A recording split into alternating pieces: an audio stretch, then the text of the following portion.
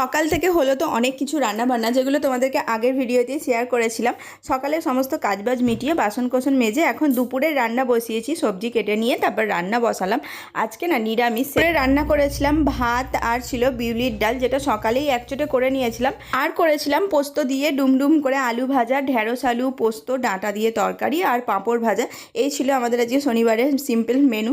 যাই হোক, রান্নাবান্না করার পর না আজকে ভীষণ কষ্ট হচ্ছিল, মনে হচ্ছিল না স্নান করতে যাই। সমস্ত কাজবাজ করে আর শুয়ে পড়েছিলাম। 2টোর সময় করে উঠলাম, উঠে কোনো রকমের স্নানটা করে জামা কাপড়গুলো গোছালাম। তারপর করা তো কমপ্লিট, কিন্তু সবাইকে খেতে দেবো বা নিজে খাবো সেই এনার্জিটুকুই ছিল না।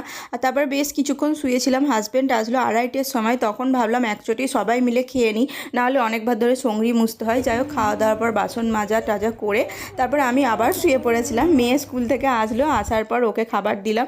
আর ও দেখো রোজকার মতো জামা কাপড় পরা নিয়ে ঝগড়াঝাটি শুরু করে দিয়েছে। মেয়ে খেয়ে দিয়ে ওঠার পর একটু রেডি হলাম, ওকে নিয়ে যাব নাচের ক্লাসে। নাচের ক্লাস থেকে আর একটা জেঠিমাদের বাড়িও গিয়েছিলাম। ওখান থেকে আসলাম 7টার সময়, এসে শ্বশুর শাশুড়ির জন্য চা করে দিলাম। মানে শ্বশুর শাশুড়ি তখনও চা খায়নি, তাই জন্য চা করে দিলাম। করে দিয়ে এখন একটু শরীরটা ভালো লাগছিল, একটু কাজে বসেছিলাম। তারপর রাত্রিবেলা খাবার করতে উঠলাম। আজকে রাতের খাবারে ছিল পরোটা আর ছোলার ডাল। আজকে পরোটাগুলো শাশুড়ি মাকে হাজব্যান্ড ভেজে দিতে বলেছিল, তাই একটু তাড়াতাড়ি খাবারটা হলো। তো চলো আজকের মতো ভিডিওটা এখানেই এন্ড করি। কেমন লাগলো জানিও, টাটা।